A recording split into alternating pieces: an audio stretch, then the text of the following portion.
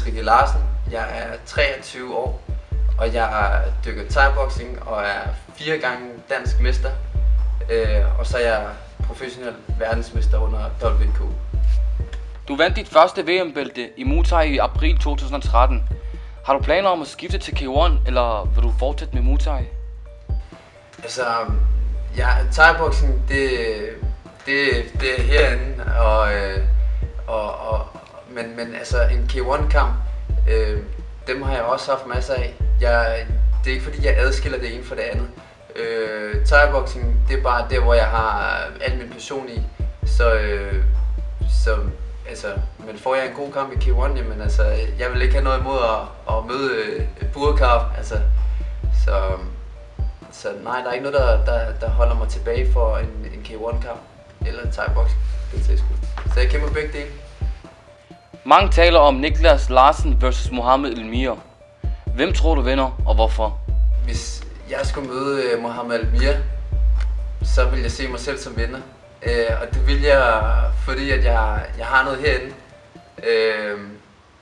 Thai-boxing, det er mit hjerte. Og jeg vil møde de bedste, jeg vil banke de bedste, jeg vil være nummer 1. Og derfor kan jeg ikke se, at hvis det kommer på tale på et tidspunkt, at Mohamed vil være en vinder i en kamp mod mig. Hvilke ønskemodstandere har du i tankerne om at møde i fremtiden?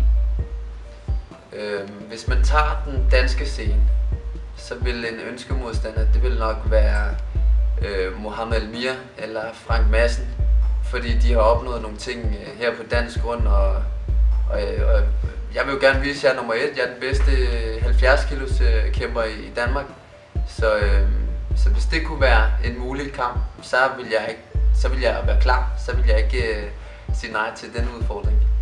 Hvis man skulle tage på den udenlandske scene, så har jeg jo en drøm om at møde de bedste, så jeg har altså Judson Klein, Burkhardt, Petrosyan, alle de der, de store stjerner, dem vil jeg gerne op og møde en dag. Det er mit mål, det er at nå derop, men også at vinde kampene, være nummer 1. Folk skal vide, hvem Niklas Larsen er. Du skal kæmpe den 14. september til Fight Arena. Hvordan går det med træningen, og hvordan forventer du kampen vil gå? Min træning, den går forrygende. Jeg har været så heldig at være i Spanien i 2,5 uger, hvor jeg har fået styrket min boksning, ren boksning, fået indbygget nogle gode egenskaber der, haft en personlig træner, så jeg føler mig velforberedt. Jeg træner 2 gange dagligt, har fået løbet en masse, min kondition er som den skal være. Mine forventninger til hvordan kampen kommer til at gå. Jeg forventer, at jeg møder en modstander, som ved, hvad han møder, hvis man kan sige det. Jeg var nede og kæmpe i april, en VM-titel, og det er den samme promoter, som kommer med et team. Så han ved, hvad jeg er for en. Og jeg ved, at jeg nok skal få en kamp til stregen. Men han skal være hård, han skal være klar på at få en modstander, som vil det hele sit hjerte, fordi det vil jeg. Jeg er klar på det her. Jeg er klar på at kæmpe, og om det er Usyk eller om det er hvem det så bliver, så er jeg altid klar. Du har fået nogle spørgsmål fra dine fans på Facebook. Det første spørgsmål fra Sabrina Mona Olsen, som lyder: hvad får dig til ikke at miste motivationen? Det der altid har fået mig til ikke at miste motivationen, det er, at jeg har altid sat nogle mål, når jeg startede med det her. Mit første mål var måske at få en kamp i thai-boxing. Da jeg så har gjort det, så var mit mål måske at blive Danmarksmester. Så jeg har altid haft nogle mål, som ligesom har holdt mig motiveret til, at jeg skulle holde mig kampklar. Jeg ville vinde min kamp. Jeg har aldrig gået op til en kamp, hvor jeg ikke har ville vinde 100%. Så det er det, der har holdt mig motiveret. At jeg altid har sat nogle høje mål for mig selv. Jeg har store ambitioner, lige så vel som i dag. Nu vil jeg gerne blive den bedste. Jeg har vundet mit første VM. Jeg vil gerne være nummer 1. Jeg vil op og kæmpe mod de store, de stærke. Jeg vil vinde over dem. Så det er det, der holder mig motiveret til at blive ved med at træne hver dag og bruge så meget tid på det. Andet fanspørgsmål fra Jones Larsen lyder: hvem har været din største inspiration til sporten? Min inspiration til sporten, til kampsport i det hele taget, det er nok startet meget tidligt. Jeg havde nogle brødre, som elskede kung fu film og karate og alt sådan noget der. Jeg havde en masse Bruce Lee film og sådan noget der. Og da jeg var lille, så sad jeg og så dem sammen. Nogle af filmene fik jeg lov til at se, nogle måtte jeg ikke se, men så sneg jeg jo ind på deres værelse, når de ikke var der, så sad jeg og så dem. Så det har nok været min introduktion til kampsport i det hele taget.